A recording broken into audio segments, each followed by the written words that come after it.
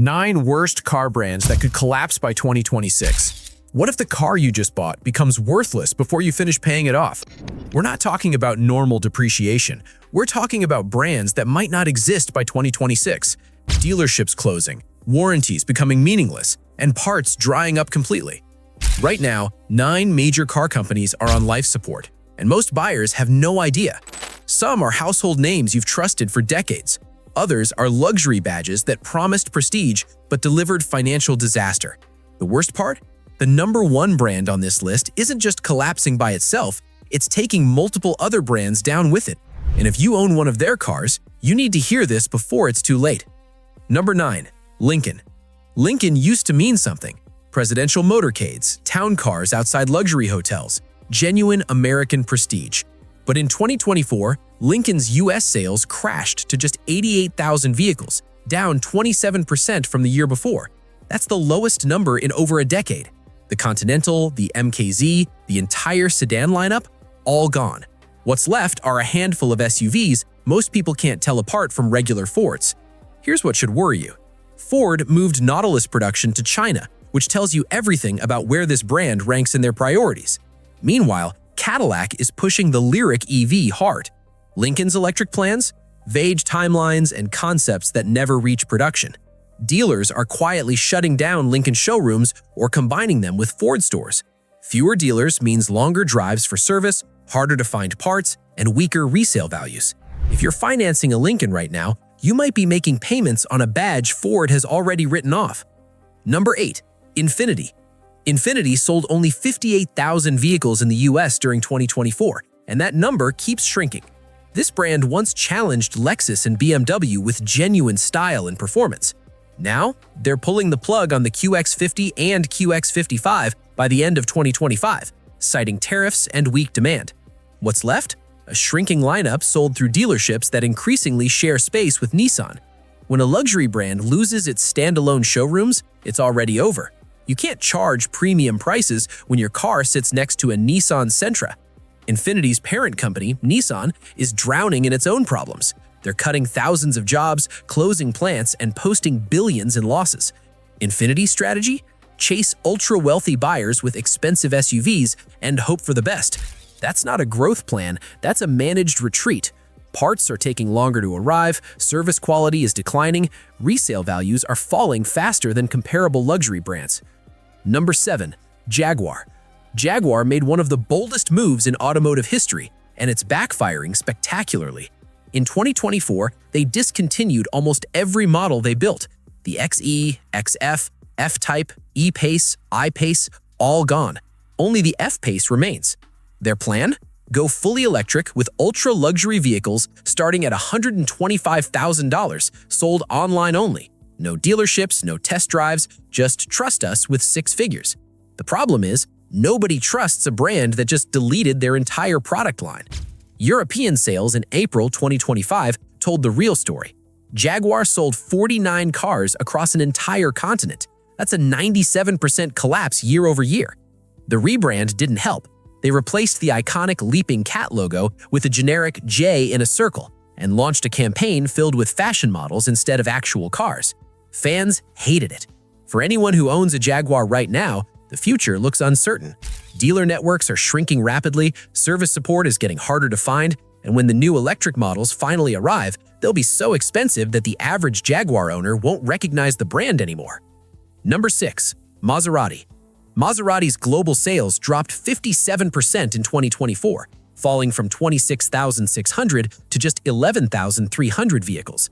Behind the scenes, Stellantis is actively exploring whether to sell Maserati, merge it with another brand, or shut it down completely.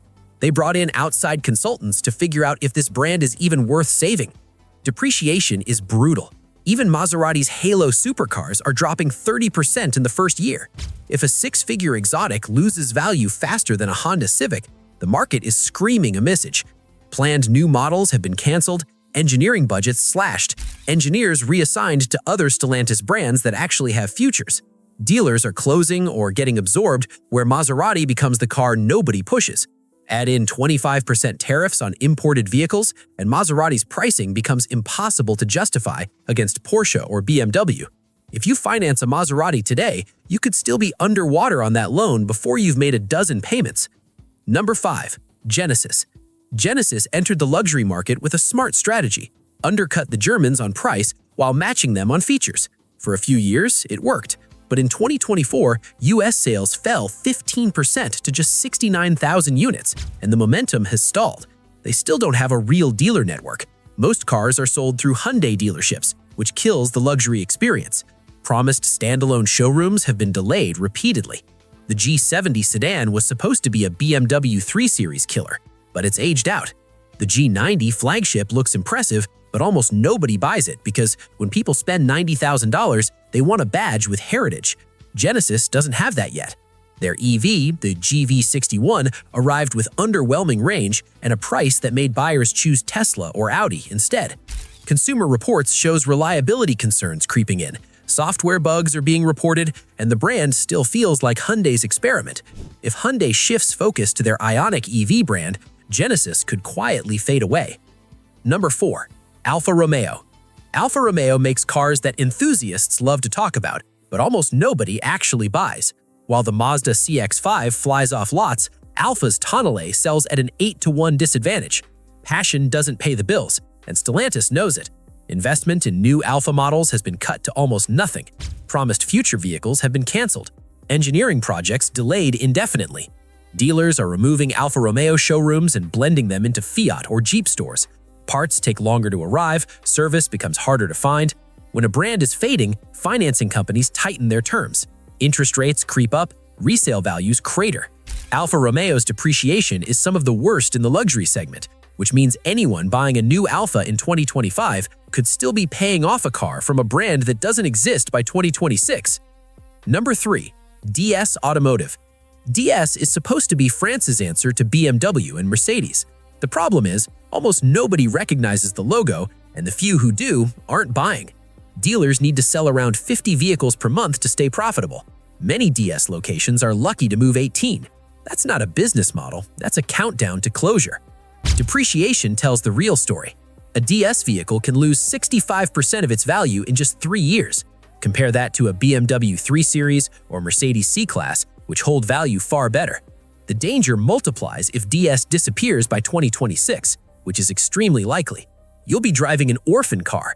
Parts become scarce, mechanics groan when they see you pull in, warranty support becomes complicated, insurance companies notice the risk and adjust premiums accordingly. DS promised premium quality, but they delivered premium problems without the prestige to justify them. Number 2. Chrysler. Chrysler sold fewer than 200 cars in all of Europe last year. 200! You could fit every European Chrysler buyer into a single movie theater. In the US, sales have dropped to around 125,000 units annually, and most of those are fleet sales. The 300 sedan is discontinued, the Voyager only exists for fleet buyers, the Pacifica minivan is literally the only consumer vehicle Chrysler sells, and even that saw an 11% sales drop in 2024. Stellantis killed the Airflow EV project, calling it too expensive and outdated. That was Chrysler's big hope for the future. CEO Carlos Tavares has openly warned that several Stellantis brands might not survive by 2026, and Chrysler tops every analyst's list. Dealerships are closing, service networks are shrinking. If you buy a Chrysler in 2025, you might still be making payments long after the brand itself is gone. Number 1. Stellantis. Here's the twist. The biggest collapse isn't just one brand, it's the company that owns 14 of them. Stellantis, the parent corporation behind Jeep, Ram, Dodge, Chrysler, Fiat, Peugeot, Citroën, Opel, Alfa Romeo, Maserati, and DS, is running out of time. On paper, it looks like a global powerhouse. In reality, it's a sinking ship. Stellantis is drowning in debt, losing market share on multiple continents, and closing factories like it's a liquidation sale. Executives are quietly cashing out their own stock, which tells you everything about internal confidence. Market analysts are openly questioning whether Stellantis can survive in its current form. Here's where it hits home. If Stellantis goes down, it won't just be one brand disappearing. It could be half the names in your neighborhood. Jeep SUVs, Dodge Chargers, Ram trucks, suddenly uncertain who's backing the warranties. Real people could end up paying for cars that become worthless before the loans are half paid off. Stellantis was supposed to create unstoppable momentum, Instead, it may become the largest automotive collapse the industry has seen in decades. So, here's the reality. Some of these brands will survive, others won't. If you're considering buying from any of them, ask yourself one critical question. Will this company still exist in 3 years? Because if the answer is uncertain, you're not just buying a car, you're gambling with your financial future. Resale values collapse when brands die. Warranties become worthless. Parts dry up completely. Now, I want to hear from you. Did any of these brands surprise you? Are you thinking about selling before things get worse? Drop your thoughts in the comments. If this video helped you avoid a potential disaster, hit that like button. And don't forget to subscribe, because next week we're covering the car brands that are absolutely crushing it right now, the ones dominating reliability, resale value, and long-term dependability. Thanks for watching.